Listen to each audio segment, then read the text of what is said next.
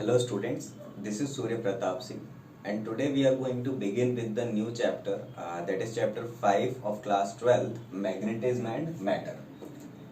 So इससे पहले आप लोगों ने चैप्टर नंबर 4 पढ़ा था that is magnetic effects of current, है ना। उसमें आपने मैग्नेटिक फील्ड के बारे में जाना, बहुत अलग अलग जगह पे आपने मैग्नेटिक फील्ड कैलकुलेट करी, ठीक है, मैग्नेटिक फोर्स के बारे में जाना। अब हम इस चैप्टर में मैग्नेट्स के बारे में पढ़ने वाले हैं बेसिकली, ठीक है। जैसे बार मैग्नेट हो गया, है ना, और भी जितने परमानेंट मैग्नेट्स और जो भी इलेक्ट्रोमैग्नेट्स होते हैं और जितने भी टाइप ऑफ मटेरियल्स होते हैं जैसे पैरामैग्नेटिक, डायमैग्नेटिक, फेरोमैग्नेटिक, है ना। तो जो मैटर है हमारा वो मैग्नेटिक बिहेवियर प्रोहिबिट करता है, एग्जिबिट करता है, ठीक है। तो जो मैटर हमारा जो भी जिस भी प्रकार का मैग्नेटिक बिहेवियर एग्जिबिट करता है वो हमको इस चैप्टर में पढ़ना है, ठीक है। और दूसरी चीज़ हमको मैग्नेटिज्म के बारे में जानना है, जैसे कि बहुत बार मैग्नेट हो गया तो बार मैग्नेट के अराउंड मैग्नेटिक फील्ड कैसी होती है, बार मैग्नेट के अंदर और कौन कौन सी प्रॉपर्टीज़ होती हैं, एक मैग्नेट के अंदर की और कौन कौन सी प्रॉपर्टीज़ होती हैं, वो सब चीज़ें हम इस चैप्टर में डिस्कस करेंगे आराम से, ठीक है। तो आओ हम स्टार्ट करते हैं मैग्नेटिज्म एंड मैटर, ठीक है। तो पहली चीज जो आपको थोड़ा थोड़ा कॉमन आइडिया होना चाहिए कि हम क्या है, क्या पढ़ रहे हैं, तो सबसे पहली चीज जो दिमाग में आती है वो है मैग्नेटिज्म। मैग्नेट, मैग्नेट नाम का शब्द कहाँ से आया दुनिया में, फर्स्ट टाइम किसने यूज किया इस शब्द को, है ना। तो हम बोल सकते हैं कि ऐसा लिखा हुआ है कि ग्रीस में कहीं 600 BC के अराउंड मैग्नेटिक ओर्स के डिपॉजिट्स मिले थे और वहां से हमारा मैग्नेट जो वर्ड है वो आया है, ठीक है। तो मैग्नेट वर्ड जो हमारा है, magnet word comes from the name of island in Greece where magnetic ore deposits are found.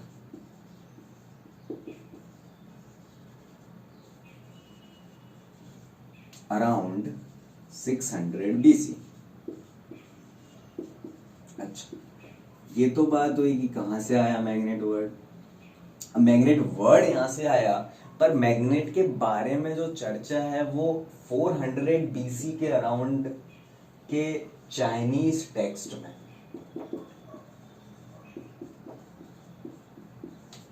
लिखा हुआ है कि जो नेविगेशंस पर्पसेस के लिए शिप्स पर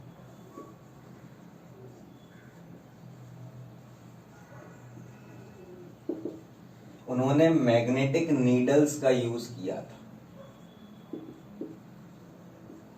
मतलब उनका ऐसा मानना है चाइनीज लोगों का कि they have used magnetic needles 200 in around 400 BC, ठीक है। 200 साल के डिफरेंस पे उन लोगों ने मैग्नेटिक नीडल्स का यूज किया था नेविगेशन में अपने शिप्स पर, ठीक है, वहां के जो भी इंजीनियर्स वगैरह थे, ठीक है। अगर आप और बात करें मैग्नेट के बारे में तो जो भी हमारा मैग्नेटिक ओर था, जो आयरन मैग्नेट ओर था हमारा, बेसिकली आयरन मैग्नेट ओर डिपॉजिट जो मिलता है हमको, उसको हम बेसिकली लीडिंग स्टोन के नाम से जानते हैं। किस नाम से जानते हैं? लीडिंग स्टोन बोल लो आप या लोड स्टोन बोल लो आप। ये सब बातें जानने की वैसे 12th के हिसाब से नहीं है, पर फिर भी अगर मैग्नेटिज्म हम स्टार्ट कर रहे हैं तो हमको बेसिक आइडिया होना चाहिए कि मैग्नेट कहाँ से आया। अच्छा, मैग्नेट जो था वो ग्रीस में किसी आइलैंड के नाम पे पड़ा है, मैग्नेट वर्ड वहां से आया है, वहां पे डिपॉजिट मिले थे, किसके? मैग्नेट के, ठीक है। दूसरी चीज, चाइनीज टेक्स्ट में ऐसा लिखा हुआ है कि उन्होंने मैग्नेटिक नीडल्स का यूज अराउंड किया था अपने नेविगेशन फॉर, मतलब शिप्स में डायरेक्शन वगैरह फाइंड करने के लिए वो मैग्नेटिक नीडल्स का यूज करते थे 400 BC के दौरान, ठीक है। अच्छा, और जो आयरन मैग्नेटिक ओर डिपॉजिट्स मिले हैं हमें बहुत सालों पहले, उनको हम लीडिंग स्टोन या लोड स्टोन के नाम से जानते हैं। तो ये तो ही बेसिक बात है, ठीक है। एक इंपॉर्टेंट चीज और हम ये बोलते हैं कि magnet has a directional property. Magnet has a directional property. अब ये डायरेक्शनल प्रॉपर्टी से क्या मतलब है आपका सर? तो सोचो, जब मैं मैग्नेट को फ्रीली छोड़ देता हूं, सपोज मैंने अर्थ पे कहीं पानी वानी रखा हुआ है, उसमें मैंने मैग्नेट को फ्रीली छोड़ दिया, तो जैसे ही मैं मैग्नेट को फ्रीली छोड़ूंगा, मैग्नेटिक नीडल को, तो वो अपने आप टिल्ट होके उस डायरेक्शन में रुकेगी कि जहां पे उसका हेड होगा वो नॉर्थ पोल होगा, मतलब ज्योग्राफिक नॉर्थ की तरफ जो डायरेक्शन होगी वो नॉर्थ पोल होगी, और ज्योग्राफिक साउथ की टुवर्ड्स जो डायरेक्शन होगी वो साउथ पोल होगी। भाई पोल्स क्या होते हैं? तो बेसिकली हम जान चुके हैं कि कोई भी मैग्नेट होता है उसका नॉर्थ पोल होता है और साउथ पोल होता है, ठीक है। अब हमें ये जानना है कि हमने अर्थ पे जब भी कभी फ्रीली सस्पेंड किया किसी मैग्नेट को, तो उसकी एक डायरेक्शनल प्रॉपर्टी होती है, वो एक डायरेक्शन में जाके रुक जाता है, ठीक है। हमने बहुत सारी जगह पे इसको देखा है ना, जैसे मैग्नेटिक कंपास है, वो एक बहुत बेस्ट एग्जांपल है इसका। मैग्नेटिक कंपास हमको नीडल जो है वो दिखाती है नॉर्थ और साउथ, है ना। और भी अगर आपने कुछ मूवीज देखी हो, जैसे एक इंडियन मूवीज थी नक्शा करके आई थी, ठीक है, तो उसमें सनी देओल और विवेक ओबराय आई थिंक, तो उसमें कुछ वो एक कुछ ब्लेड लेता है और वो पानी में डालता है, बोलता है कि ये इस डायरेक्शन में रुक गई है, मतलब ये नॉर्थ है और ये साउथ है, ठीक है।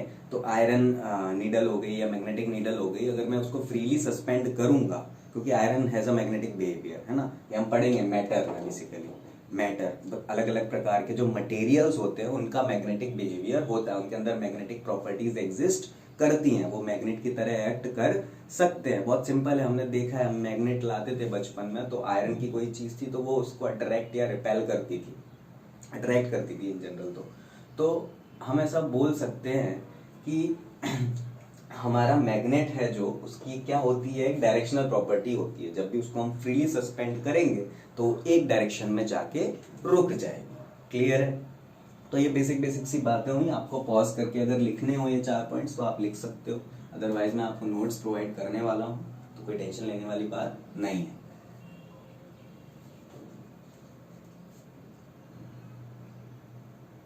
ठीक है, चलो आगे बढ़ते हैं।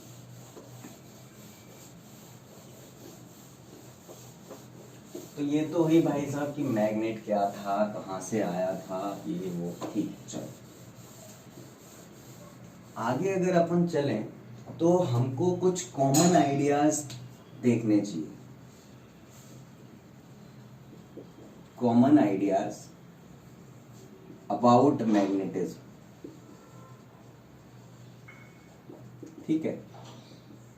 अच्छा जी, तो there are some common ideas about magnetism. जैसे पहली चीज मैंने अभी आपको बताई कि मैग्नेट के पास क्या होती है, एक डायरेक्शनल प्रॉपर्टी होती है। अच्छा, अर्थ में अगर मैं किसी मैग्नेट को फ्रीली सस्पेंड करूंगा तो एक वो पर्टिकुलर डायरेक्शन में जाके रुक जाएगी, ठीक है।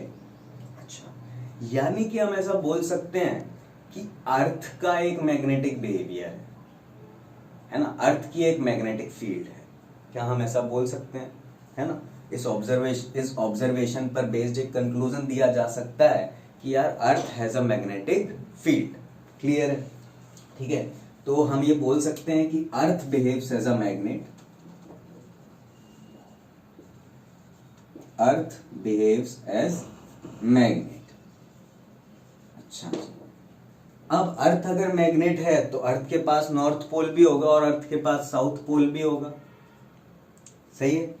तो अभी मैंने एक चीज बोली थी कि सपोज ये अर्थ है आपका, सपोज आप ऐसा बोल दो ये ईस्ट, ये वेस्ट, ये नॉर्थ, ये साउथ, ठीक। तो सपोज अगर मैंने मैग्नेट को फ्रीली सस्पेंड किया है यहाँ पे कहीं, तो मैग्नेट को सपोज ऐसे रुक गई जाके, है ना। हालांकि ऐसे रुकती नहीं, अभी इस चैप्टर में हम आगे पढ़ेंगे कि ये जो मैग्नेट है ये रुकती कुछ कैसे है, ये कुछ ऐसे रुकती है, ठीक है भाई। ये कुछ एंगल पे जाके रुकती है इस एक्सिस के, वो सब बात की बातें हैं, पर अभी के लिए अब इतना समझो कि सपोज ऐसे रुक गई।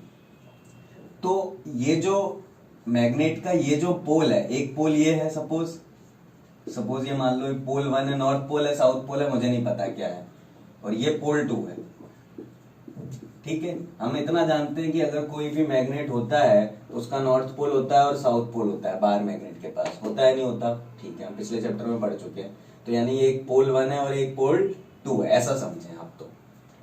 तो ये पोल 1 पोल 2। अच्छा, तो जब ऐसे जाके अगर ये रुक गई तो ये जो पोल जो ज्योग्राफिक नॉर्थ की तरफ है, वो पोल जो ज्योग्राफिक नॉर्थ की तरफ है, that pole is known as north pole. Clear? वो पोल जो ज्योग्राफिक साउथ की तरफ है, इस पोल को हम क्या बोलते हैं? South pole. क्लियर? तो earth behaves as a magnet in such a way, its north pole is the pole which is towards the geographic north of the earth, and its south pole is that pole which is towards the geographic south of the earth. Clear? Very simple. तो ये पहला point हुआ कि हाँ भाई ये common idea है। दूसरी चीज हम ऐसा बोल सकते हैं कि like poles repel each other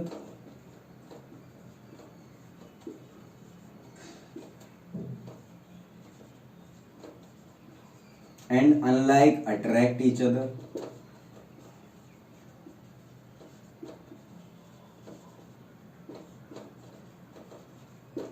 ठीक, ये तो सब जानते हैं, हमने बहुत सारी मैग्नेट्स को देखा है कि अगर हम उसको सपोज एक यहाँ पे नॉर्थ पोल लाए, इधर साउथ पोल लाए किसी मैग्नेट का, तो वो अट्रैक्ट कर जाएंगे। पर इधर नॉर्थ पोल लाए और इधर भी उस दूसरे मैग्नेट का नॉर्थ पोल लाए तो वो रिपेल कर जाएंगे। यानी अनलाइक पोल्स जो होते हैं वो रिपेल करते हैं और लाइक पोल्स जो होते हैं वो अट्रैक्ट करते हैं। कुछ मैग्नेट्स अट्रैक्ट कर जाती हैं किसी वे में, कुछ मैग्नेट्स रिपेल कर जाती हैं। हम सब ने महसूस किया हुआ है बचपन में। ठीक है, लास्ट और इंपॉर्टेंट पॉइंट जो है कॉमन आइडियाज अबाउट मैग्नेटिज्म में, वो हम बोल सकते हैं कि we can not isolate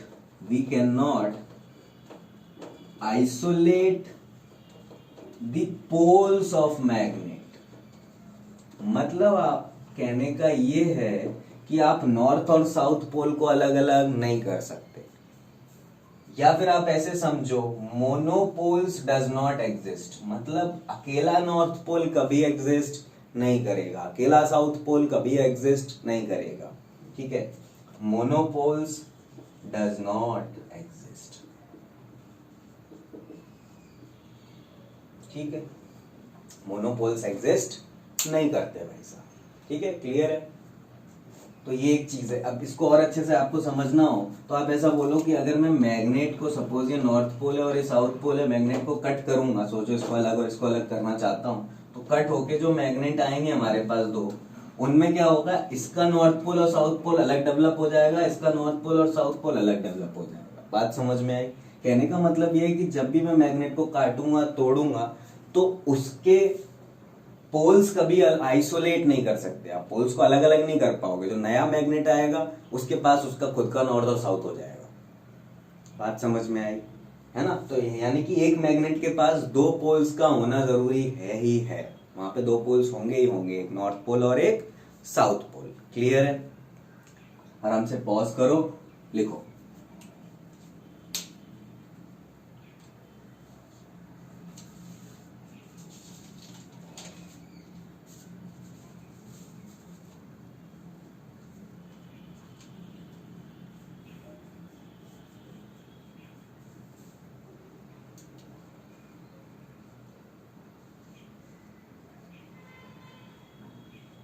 okay,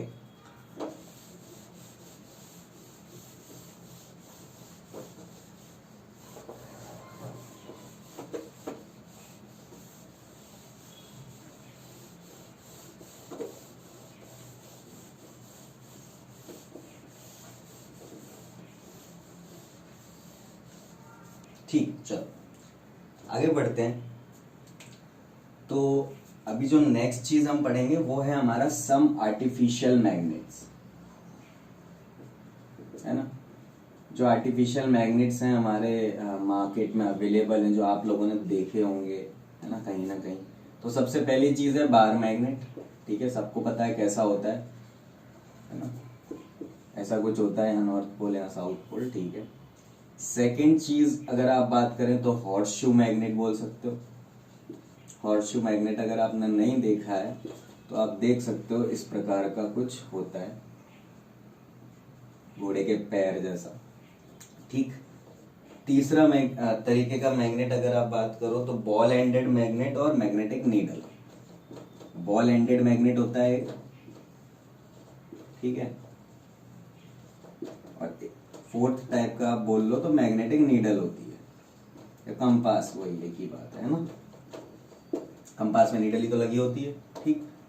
needle जो होती है वो कुछ इस प्रकार की दिख रही होती है, आप सबने देखा होगा, है ना। अगर आपने पायरेट्स ऑफ द कैरेबियन देखी है तो उसमें जो मैग्नेटिक कंपास यूज करता है जैक स्पैरो, तो उसमें आपको दिखेगा कि वो इस तरीके का कंपास नीडल होता है उसमें। ठीक है। और बॉल एंडेड मैग्नेट जो होता है वो कुछ इस प्रकार का होता है, बॉल एंड्स पे होती हैं और बीच में एक रॉड से वो कनेक्टेड होता है।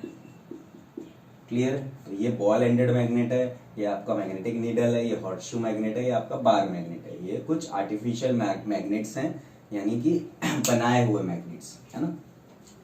तो ये जो हमारे वर्ल्ड में एग्जिस्ट करते हैं, तो आप लिख सकते हो, पॉज करके इनको बनाना हो फटाक से बना लो।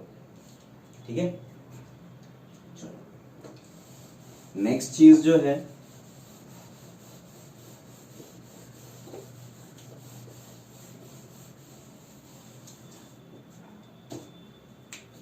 Basic properties of magnets.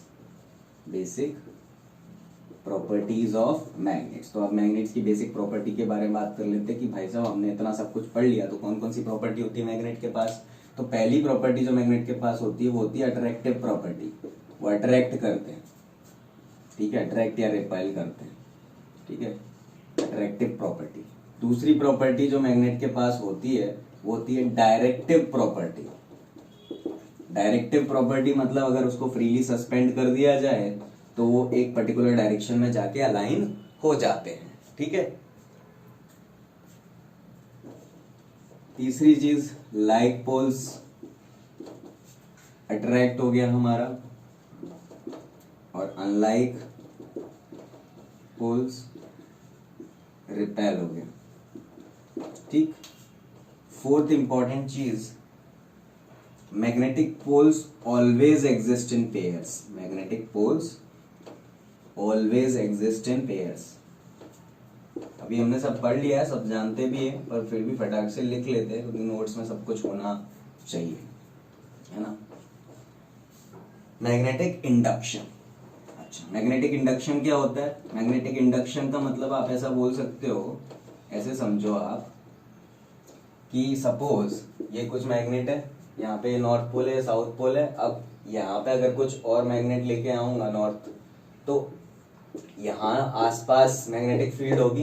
तो सपोज अगर ये कोई नॉर्मल मटेरियल है तो इस मटेरियल के अंदर मैग्नेटिक फील्ड पहुंच जाएगी, तो ये मटेरियल मैग्नेटाइज हो जाएगा, है ना। जैसा कि हमने पिछले चैप्टर में या फिर हम नेक्स्ट चैप्टर में पढ़ेंगे कि कैसे मैग्नेटाइज होता है दूसरा मटेरियल। ठीक है।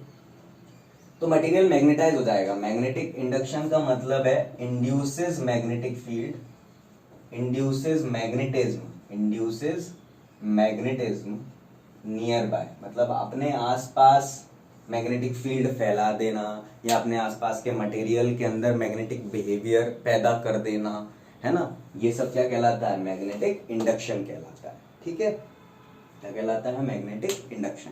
तो आप आराम से इसको पॉज करके लिख लो।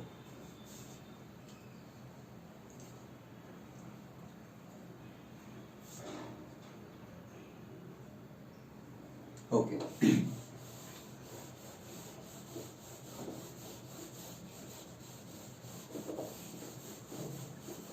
अभी जो नेक्स्ट चीज है वो है आपकी सम इंपॉर्टेंट डेफिनेशंस। ठीक। कुछ इंपॉर्टेंट डेफिनेशंस। अभी क्या डेफिनेशंस हैं, लिखवाने की जरूरत नहीं है, बट फिर भी मैं बता रहा हूं। पहली है मैग्नेटिक फील्ड। सबसे पहले पता होना चाहिए कि मैग्नेटिक फील्ड क्या होती है। क्या होती है हम सब जानते हैं, the space around the magnet, the space around the magnet where its influence can be experienced, है ना। मतलब मैग्नेट के आसपास की वो जगह जहां पर उसका प्रभाव हम महसूस कर सकते हैं। मतलब मैग्नेट के एक पर्टिकुलर एरिया तक कोई चीज लाओगे तभी वो उसको अट्रैक्ट या रिपेल करेगी, उस फील्ड के बाहर वो अट्रैक्शन और रिपल्शन नहीं होगा। तो वो स्पेस जो होता है वो हमारा क्या है, मैग्नेटिक फील्ड होता है। ठीक, दूसरी चीज क्या है हमारी, यूनिफॉर्म मैग्नेटिक फील्ड। अच्छा, मैग्नेटिक फील्ड और uniform magnetic field. Magnetic field दो प्रकार की होती है, यूनिफॉर्म मैग्नेटिक फील्ड और नॉन यूनिफॉर्म। नॉन यूनिफॉर्म मतलब, पहले यूनिफॉर्म समझ लो, नॉन यूनिफॉर्म अपने आप आ जाएगा। यूनिफॉर्म का मतलब the field which has same magnitude and same direction at all points in spaces, at all points in spaces। इससे आपका चैप्टर 4 का भी रिवीजन जैसा हो रहा है। यूनिफॉर्म मैग्नेटिक फील्ड क्या होती है, सपोज मैं क्रॉस क्रॉस क्रॉस क्रॉस बना रहा हूं, मतलब magnetic field is invert to the paper, है ना। ऐसी डायरेक्शन है मैग्नेटिक फील्ड की, क्लियर है। और एक ही डायरेक्शन में है हर जगह, और सब जगह कैसी है, सेम है। सब जगह कैसी है, सेम है। ऐसे बना लो या ऐसे बना लो, uniform magnetic field. Uniform electric field होती थी ना जैसे, वैसे यूनिफॉर्म मैग्नेटिक फील्ड, एक जैसी, यूनिफॉर्म। नॉन यूनिफॉर्म मतलब अलग थलग, एक जगह कुछ और दूसरी जगह कुछ और, वेरिएबल मैग्नेटिक फील्ड, क्लियर है। वो हमारा नॉन यूनिफॉर्म हो जाएगा। तो ये magnetic field, uniform magnetic field, दो डेफिनेशन आपने लिखी, ठीक है। पॉज करके लिखना हो लिख लो।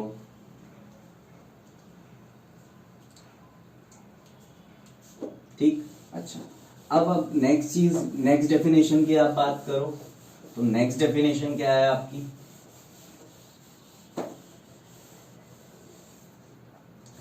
नेक्स्ट डेफिनेशन आपकी है मैग्नेटिक पोल्स। पोल्स क्या होते हैं, व्हाट आर मैग्नेटिक पोल्स। तो मैग्नेटिक पोल्स को आप ऐसे डिफाइन कर सकते हो कि these are the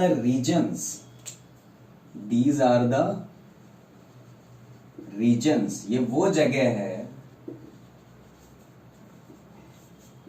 where all magnetic strength is concentrated।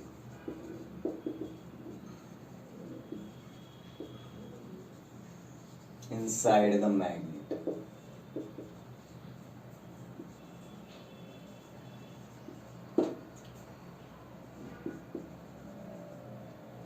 ठीक है, मतलब आप ऐसा बोल सकते हो कि एक मैग्नेट होता है, वहां पे यहाँ कहीं नॉर्थ पोल है, यहाँ कहीं साउथ पोल है। तो ये वो पोल्स हैं जहां पे मैग्नेटिक स्ट्रेंथ मैक्सिमम है, मतलब यहाँ पे मैग्नेटिक अट्रैक्शन और रिपल्शन मैक्सिमम होगा। कोई चीज इसके पास लाओगे जितना, उतना ज्यादा वो मैग्नेटिक अट्रैक्शन, मतलब कोई चीज इधर लाओ और कोई चीज इधर लाओ, तो किसमें ज्यादा अट्रैक्शन होगा, इसमें ज्यादा होगा, क्योंकि यहाँ पे मैग्नेटिक स्ट्रेंथ ज्यादा है।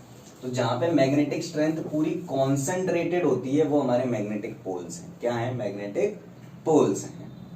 ठीक, एक और इंपॉर्टेंट चीज, इसमें ना कोई भी मैग्नेट होता है उसके पास जो उसकी पूरी लेंथ होती है उसको हम बोलते हैं ज्योमेट्रिक लेंथ। कौन सी लेंथ, ज्योमेट्रिक लेंथ, जो हमें दिख रही होती है। ठीक, और जहां पे नॉर्थ पोल होता है और साउथ पोल होता है वो एग्जैक्ट कोनों पे नहीं होता, वो कोनों से थोड़ा अंदर होता है।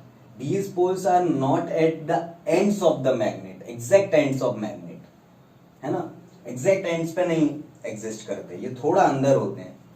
तो यानी कि ये जो लेंथ है मैग्नेटिक पोल्स के बीच का जो डिस्टेंस है वो हमारी कहलाती है मैग्नेटिक लेंथ। कौन सी length, magnetic length, ml। Clear है, आपको यहां से क्लियरली दिख रहा होगा कि ज्योमेट्रिक लेंथ जो है वो हमारी ज्यादा होती है किससे, मैग्नेटिक लेंथ से। या फिर आप एक और रेशियो याद रख सकते हो कि मैग्नेटिक लेंथ और ज्योमेट्रिक लेंथ का जो रेशियो होता है वो ऑलमोस्ट 0.84 के बराबर होता है। क्लियर? अगर आपसे डेफिनेशन पूछी जाए कि मैग्नेटिक लेंथ क्या है, ज्योमेट्रिक लेंथ क्या है, तो मैग्नेटिक लेंथ और geometric length, exact length of magnet बोल सकते हो, distance between magnetic poles, distance between magnetic poles. और ये बात आपको याद रखनी है कि मैग्नेटिक पोल्स एक्चुअल एंड पे एग्जिस्ट नहीं करते, थोड़ा अंदर होते हैं। क्लियर है? पॉज करिए, लिखिए।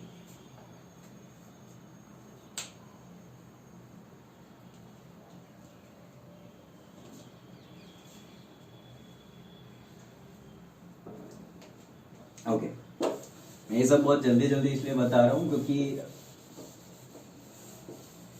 इस साल तो वैसे भी सिलेबस में उतना है नहीं, आधी चीजें हैं आधी चीजें नहीं, पर फिर भी पूरी चीजें तो कवर करनी है। तो जो चीजें ज्यादा इंपॉर्टेंट नहीं है उनको जल्दी जल्दी बता देंगे। ठीक है?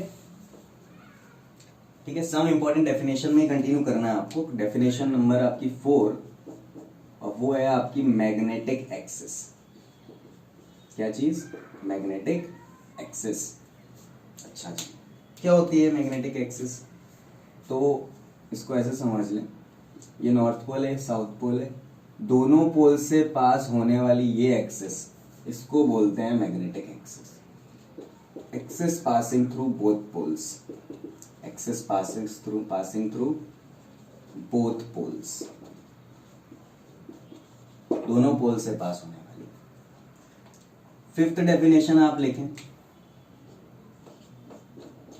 Magnetic equator. ये क्या होता है सर? तो मैग्नेटिक इक्वेटर को आप ऐसे समझें कि सपोज ये जो मैग्नेट है, ये मैग्नेटिक एक्सिस थी, इसके परपेंडिकुलर मैग्नेट के सेंटर से पास होने वाली, इसके परपेंडिकुलर और मैग्नेट के सेंटर से पास होने वाला जो पॉइंट है, अब ऐसे लो या ऐसे लो, वो क्या है आपका? मैग्नेटिक इक्वेटर है। आप ऐसे लो, ये जो ऐसे वाला जो है ना, ये आपका क्या है? मैग्नेटिक इक्वेटर है।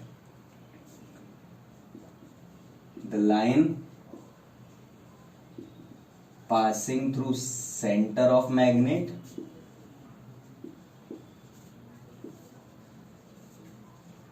and perpendicular to the magnetic axis of magnet। ठीक है, वो आपका क्या होता है? मैग्नेटिक इक्वेटर होता है। क्लियर है? तो ये छोटी छोटी सी डेफिनेशंस थी जो मैंने कराई। पॉज करिए, लिखिए।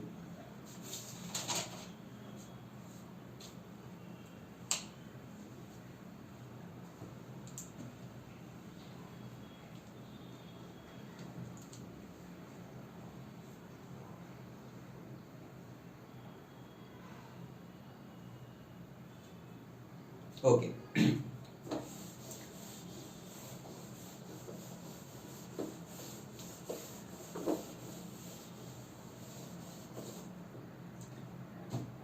तो ये बेसिक चीजें थी। मैं थोड़ा जल्दी गया, बट ये सारी चीजें आई थिंक जल्दी जल्दी बतानी चाहिए थी, तो मैंने जल्दी जल्दी कवर कर दी। अब हम आते हैं जहां से इस चैप्टर का थोड़ी बहुत शुरुआत मेन हो जाती है, वो है Coulomb's law for magnetic force. Coulomb's law for magnetic force, ये आपकी बुक में नहीं दिया होगा इस तरीके से, बट पढ़ना जरूरी है, तभी आपको चीजें समझ में आएंगी, अदरवाइज नहीं आएंगी। ठीक है? ऐसा बिल्कुल ना सोचें कि आप ज्यादा पढ़ रहे हैं, है ना, इतना तो होना ही नहीं चाहिए, है ना। आप 11th-12th में हैं, आप जितना ज्यादा पढ़ सकें आप उतना ज्यादा पढ़ें, है ना।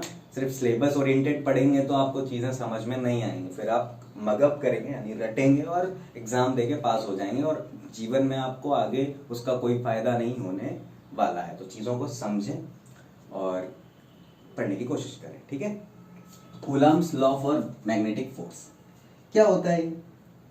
देखो, मैं वहीं से शुरू करता हूं। हम जानते हैं कि एक पॉजिटिव चार्ज, एक नेगेटिव चार्ज कुछ r दूरी पे रखा हो तो उनके बीच में कूलम्स इलेक्ट्रोस्टैटिक फोर्स लगता है, जो होता है K Q1 Q2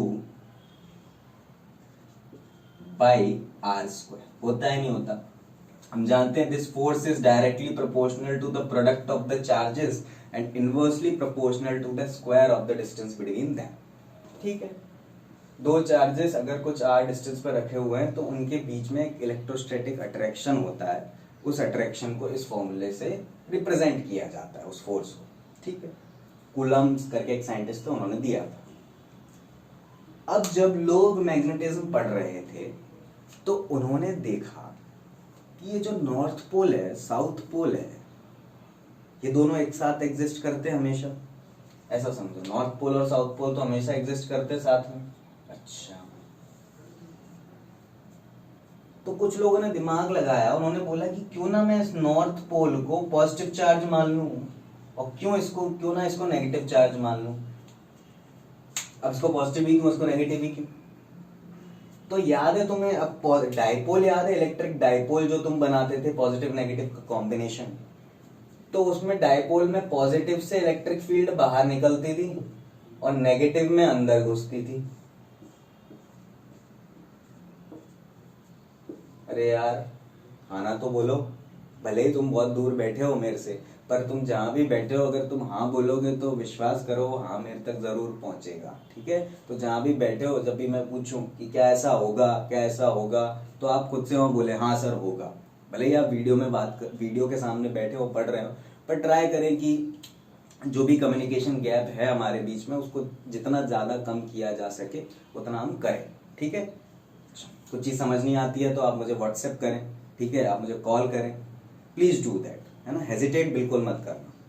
चलो, तो पॉजिटिव और नेगेटिव चार्ज होता है तो पॉजिटिव से इलेक्ट्रिक फील्ड बाहर निकलती है, नेगेटिव में घुसती है, हम ये जानते हैं। अब सोचें, ये जो नॉर्थ पोल है, नॉर्थ पोल से मैग्नेटिक फील्ड हमने पढ़ी है बाहर निकलती है और साउथ पोल में मैग्नेटिक फील्ड अंदर घुसती है, हमने ये पढ़ा है। पढ़ा है नहीं पढ़ा है? हालांकि ये लूप में एग्जिस्ट करती है, वो सब बातें बाद की हैं, पर क्या इसमें से निकलती है, इसमें घुसती है नहीं घुसती है? हाँ घुसती है। तो यानी इसको पॉजिटिव मानना सही है और इसको नेगेटिव मानना सही है, क्योंकि जिसमें से फील्ड बाहर निकल रही वो पॉजिटिव, जिसमें फील्ड घुस रही वो नेगेटिव, ऐसे समझ लो। अब वो चाहे इलेक्ट्रिक फील्ड हो चाहे मैग्नेटिक फील्ड हो। तो मैग्नेटिक फील्ड का पॉजिटिव चार्ज नहीं बोलूंगा, पॉजिटिव पोल बोलूंगा। क्या बोलूंगा? Positive pole, negative pole, north pole south pole. तो ये पॉजिटिव पोल है, ये आपका नॉर्थ पोल हो गया, नेगेटिव पोल है जो वो साउथ पोल हो गया। Clear?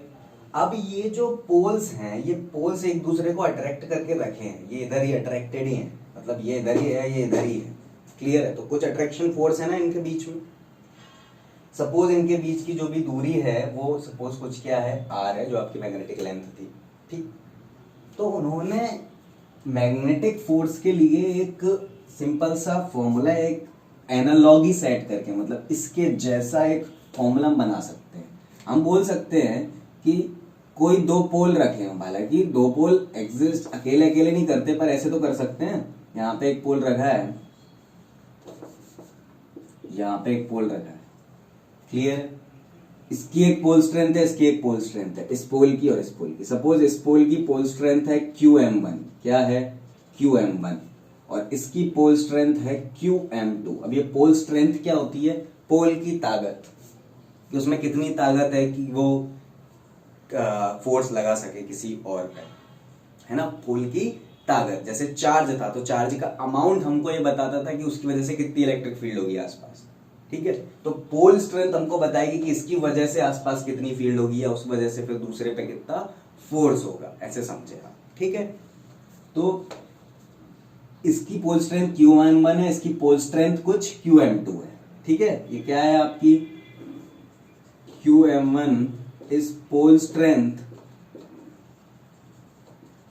Of magnet 1, QM2 is pole strength of magnet 2। अच्छा,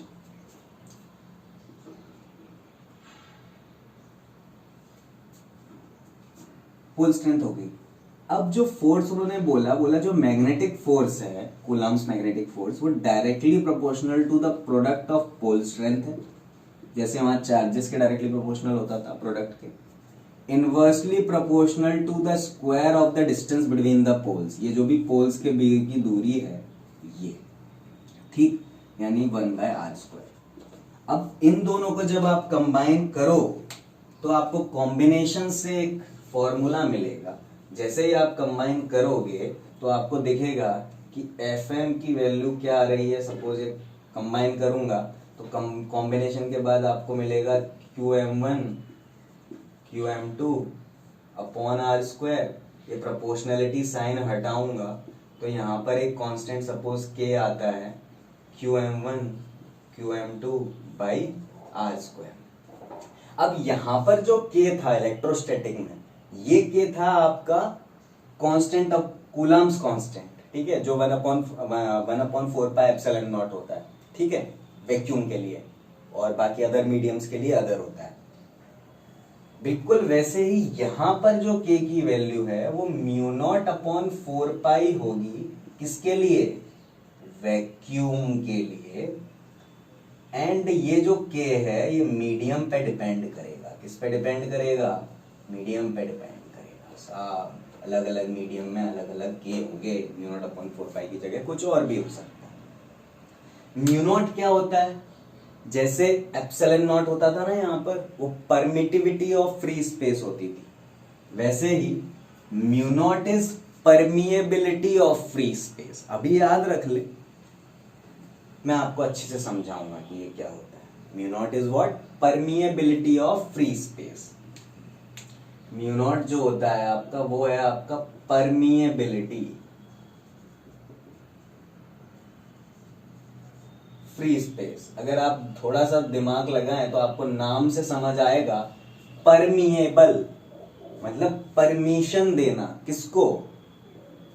सोचो, ये QM, ये कोई पोल है, ये कोई पोल है, इनके बीच का अट्रैक्शन है। वो अट्रैक्शन फोर्स होने के लिए, वो जो फोर्स की जो भी फोर्स इसने इस पे फोर्स लगाया तो कुछ फील्ड रही होगी इधर, वो फील्ड इस स्पेस से ही तो गई होगी, इस स्पेस से ही इधर पहुंची होगी, तभी इस पे इधर फोर्स लगा होगा।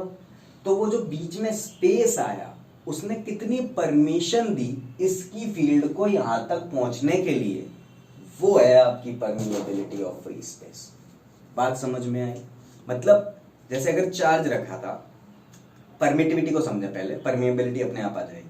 चार्ज रखा था, दूसरा चार्ज था, अब ये इस पे सपोज अट्रैक्ट कर रहा है, पॉजिटिव है या नेगेटिव है, तो इसने इसको कब अट्रैक्ट किया होगा? जब इसकी इलेक्ट्रिक फील्ड इधर पहुंची होगी और वो इस पे लगी होगी और ये इधर की तरफ चला आया होगा। बात समझ में आई? ठीक वैसे ही इसने इसको कब अट्रैक्ट किया होगा? जब इसकी मैग्नेटिक फील्ड इधर पहुंची होगी। क्लियर है? अब पहुंचने के लिए स्पेस से निकलना पड़ेगा, तो स्पेस ने कितनी परमिशन दी? इलेक्ट्रोस्टैटिक में ε0 देता था वैक्यूम में, और यहाँ पे कितना देता है? μ0 देता है। इसको μ0 पढ़ते हैं, ठीक है, तो इतनी परमिशन दी। ठीक, μ0 की वैल्यू जो होती है आपकी, वो होती है आपकी μ0 बराबर, ये आप याद रख सकते हो, μ0 की वैल्यू होती है 4π × 10⁻⁷। ठीक, बाकी पोल स्ट्रेंथ की अभी मैं बता रहा हूँ और बाकी सबकी यूनिट्स में अभी बता रहा हूँ। ठीक है, इसकी यूनिट भी आप लिख सकते हो हेनरी पर मीटर। किसमें आता है? हेनरी पर मीटर में। तो आप पॉज करें और लिख लें।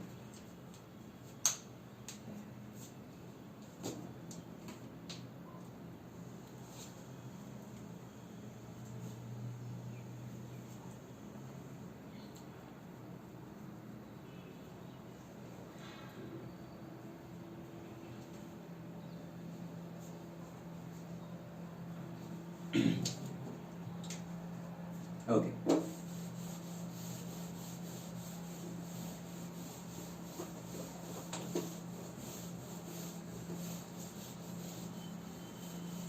अब ये जो फॉर्मूला अभी हमने पढ़ा, इसके बेसिस पे आप मैग्नेटिक पोल की एक डेफिनेशन दे सकते हो, है ना। यहीं पे नीचे आप इसी टॉपिक में आप लिखना कूलम्ब्स फोर्स में कि जैसे अगर आपने फॉर्मूला देखा हो तो आपने देखा होगा μ0/4π Qm1 Qm2 r²। ठीक, अगर आप ध्यान से देखो तो म्यू नॉट की वैल्यू रख दे रहा हूँ 4 पाई इंटू 10⁻⁻⁷ अपॉन 4 पाई QM1 और QM2 को अगर मैं इक्वल मान लेता हूँ, सपोज QM1 बराबर QM2 बराबर QM, मतलब दोनों पोल सेम है, जैसे हैं, दोनों मैग्नेट से एक जैसे हैं, तो पोल स्ट्रेंथ सेम होगी, तो QM square upon R square. अब अगर लेट कर लेता हूं R की वैल्यू 1, ठीक, चलो अभी लाइट मत करो, अभी तुम फोर्स की वैल्यू निकालो। फोर्स कितना है 10⁻⁻⁷ QM square by R square, ठीक। अगर आपको पोल स्ट्रेंथ डिफाइन करनी है तो आप बोल सकते हो वैक्यूम में लगने वाला वो फोर्स, वैक्यूम में लगने वाला वो फोर्स, अगर मैं दो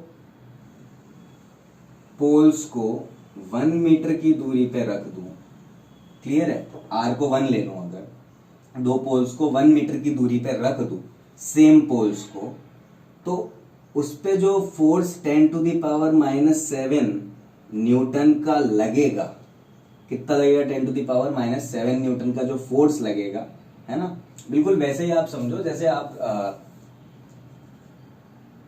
अगर आप देखो वर्क डन बराबर पोटेंशियल बराबर work done per unit charge होता है, तो आप इसमें पूछते हैं 1 वोल्ट की डेफिनेशन दो, तो आप क्या बोलते हो, when 1 joule of work done on the 1 coulomb charge to move it from one place to another is known as 1 volt. ऐसे ही अगर आपको पूछा जाए कि बताओ व्हाट इज मैग्नेटिक पोल, तो आप बोल सकते हो कि a unit magnetic pole may be defined as the pole which when placed in vacuum at a distance of 1 meter from an identical pole repels it with a force of 10⁻⁻7 Newton. कहने का मतलब बहुत simple है कि इसको मैं define कर सकता हूं, इसको 1 मान के, और ये फोर्स के बराबर हो जाएगा। यानी कि अगर मैं इस तरीके से देखूं कि ये फोर्स जो है हमारा, फोर्स बराबर 10⁻⁻7 QM स्क्वायर आएगा, या नीचे 1 मान लो, तो यानी कि 10⁻⁻7 न्यूटन का फोर्स लगेगा सेम पोल्स के बीच में, है ना। यूनिट मैग्नेटिक पोल वो कहलाएगा, क्या कहलाएगा वो, यूनिट मैग्नेटिक पोल, क्या कहलाएगा, यूनिट मैग्नेटिक पोल, ठीक है। तो ये मैंने डेफिनेशन नोट्स में लिखी हुई है, आपको समझ में आ जाएगी, ठीक है, तो लिखने की जरूरत नहीं है, आई थिंक चलेगा।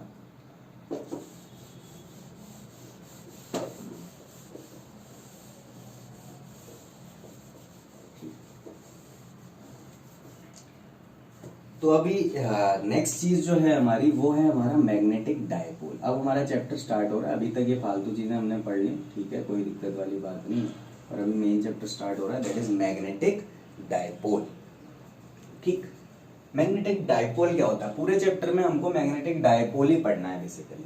होता क्या मैग्नेटिक डायपोल, हम जानते हैं कि पोल्स जो होते हैं वो ऑलवेज एग्जिस्ट इन पेयर्स, ऐसे।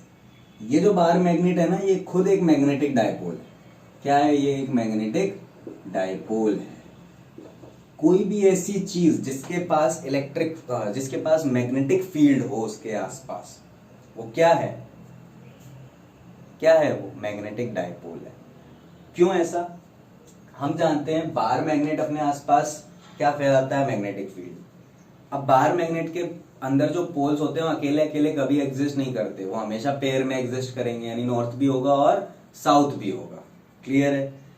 अगर आप बात करूं करंट कैरिंग लूप ले लूं कोई, हम जानते थे कि ऐसे आई करंट फ्लो करा दो तो आसपास क्या आ जाती थी, मैग्नेटिक फील्ड आ जाती थी, ठीक है, ऐसे ऐसे इसकी वजह से मैग्नेटिक फील्ड होगी नहीं होगी, ठीक है, वो तो अलग बात है। पर मेरा कहने का मतलब है ये जो करंट कैरिंग लूप है ये प्रोड्यूस कर रहा है मैग्नेटिक फील्ड, तो मतलब ये करंट कैरिंग लूप एक मैग्नेट है। अब अगर एक मैग्नेट है तो इसके पास नॉर्थ पोल भी होगा और साउथ पोल भी होगा, यार मैग्नेट के पास दोनों पोल्स होते नहीं होते, तो ये करंट कैरिंग लूप भी क्या है, आपका मैग्नेटिक डायपोल है। क्या है, आपका मैग्नेटिक डायपोल है, ठीक है। तो मैग्नेटिक डायपोल के ये दो एग्जांपल्स आप लिख सकते हो कि पहला एग्जांपल क्या है, बार मैग्नेट है, दूसरा एग्जांपल क्या है, करंट कैरिंग लूप है। मतलब anything which produces magnetic field और anything which have two poles is known as magnetic dipole. Any magnet और any current carrying loop which has a magnetic field around it always has two poles north and south, that is why it is known as magnetic dipole।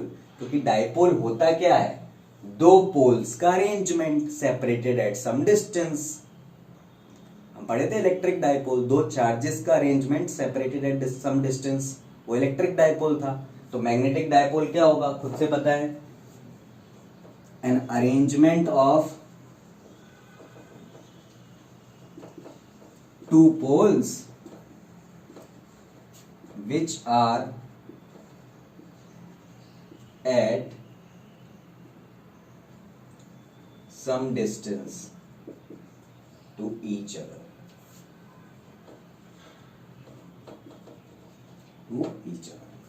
Clear है। और example हो गए bar magnet और current carrying loop. तो magnetic dipole क्या होता है, magnetic dipole arrangement दो पोल्स का सम डिस्टेंस पे रखे हुए, क्लियर है। अब वहां पर हमने इलेक्ट्रिक डायपोल मोमेंट डिफाइन किया था। क्या होता था हमारा electric dipole moment, P Q into 2L, charge into distance between two poles. अब सपोज इन पोल्स के बीच की जो दूरी है मैं कुछ L ले रहा हूं, ठीक है, 2L ही ले लो चलो फिर से, तो क्या है कि एकदम एनालॉजी बैठ जाएगी। अगर 2L ले रहा हूं और इस पर्टिकुलर जो भी मैग्नेट है इसकी पोल स्ट्रेंथ QM है, क्या है, QM, तो इसका मैग्नेटिक मोमेंट डिफाइन किया जाता है। क्या डिफाइन किया जाता है, मैग्नेटिक डायपोल मोमेंट बोल लो या मैग्नेटिक मोमेंट बोल लो। तो मैग्नेटिक डायपोल मोमेंट या मैग्नेटिक मोमेंट जो होता है वो आप बोल सकते हो QM इंटू 2L होता है। क्या होता है, QM इंटू 2L होता है। इसकी यूनिट होती है एम्पियर मीटर स्क्वायर। कैसे आती है आप जानते हो, अगर आपने magnetic dipole movement I into area पढ़ा है तो I क्या एम्पियर और एरिया का मीटर स्क्वायर आया है, ठीक है। नहीं पढ़ा है तो मेरे से पूछ लेना, मैं बता दूंगा, चैप्टर 4 में आता है, क्लियर है। तो magnetic dipole movement is defined as the pole strength into distance between the two poles, clear, product of pole strength and distance between two poles. और मैग्नेटिक डायपोल मूवमेंट आया कहां से, मैग्नेटिक डायपोल से आया। क्या होता है मैग्नेटिक डायपोल, दो पोल कोई भी डिस्टेंस पे रखे हो तो उसको मैग्नेटिक डायपोल बोला जाता है। उसकी वजह से उसके आसपास मैग्नेटिक फील्ड होती है, जैसे इलेक्ट्रिक डायपोल के आसपास होती थी। और एग्जांपल्स क्या हैं, एक बार मैग्नेट एग्जांपल है, एक करंट कैरिंग लूप एग्जांपल है मैग्नेटिक डायपोल का। मतलब these things can be act as magnetic dipole, clear है। पॉज करें, लिखें।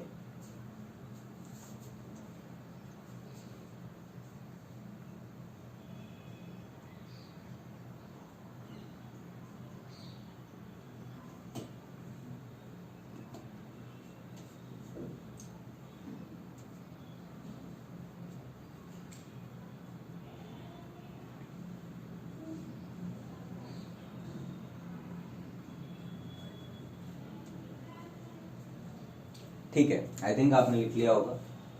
लेक्चर को ऑलमोस्ट इधर ही खत्म कर देते हैं मैग्नेटिक डायपोल मूवमेंट पे। मैग्नेटिक डायपोल मूवमेंट के लिए आप और दो तीन चीजें जान सकते हैं कि it is a vector quantity, it is a vector quantity, पहली चीज। अब वेक्टर क्वांटिटी है तो डायरेक्शन होगा इसका, डायरेक्शन नॉर्थ पोल से साउथ पोल होता है। कहां से कहां होता है, नॉर्थ टू साउथ। याद करो इलेक्ट्रिक डायपोल, वहां पर पॉजिटिव टू नेगेटिव होता था, positive to negative magnetic dipole moment. बात समझ में आई। तो एनालॉगी बिल्कुल एक जैसी है ना। आई थिंक इतना काफी है आज के लिए, तो आज हम यहीं पे खत्म कर देते हैं मैग्नेटिक डायपोल और मैग्नेटिक डायपोल मोमेंट, ठीक है। हम इसके बाद आगे पढ़ेंगे। Okay, thank you students.